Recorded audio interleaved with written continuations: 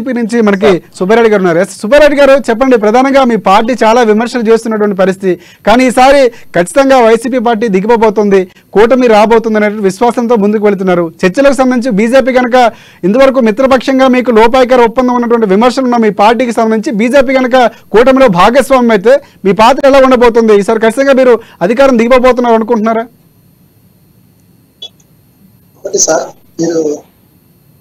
అమ్మ టీవీ యాజమాన్యానికి తెలుగు రాష్ట్ర ప్రజలందరికీ కూడా మహాశివరాత్రి శుభాకాంక్షలు అండి. మేము 100% మళ్ళా తిరిగి అధికారంలోకి రాబోతున్నాము. ఎటువంటి అభ్యంతరం కానీ డౌట్ కానీ లేదు. 2019కి ముందే జగన్మోహన్ రెడ్డితో పొత్తు పెట్టుకున్నారండి.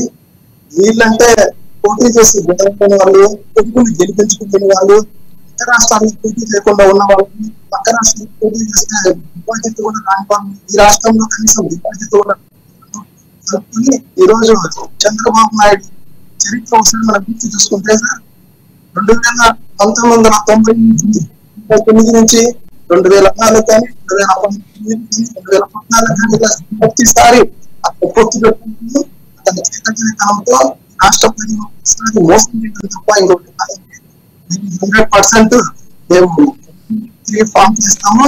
దీంట్లో అసలు పొత్తు ఎందుకు పెట్టుకోవాలండి టీడీపీ వాళ్ళు?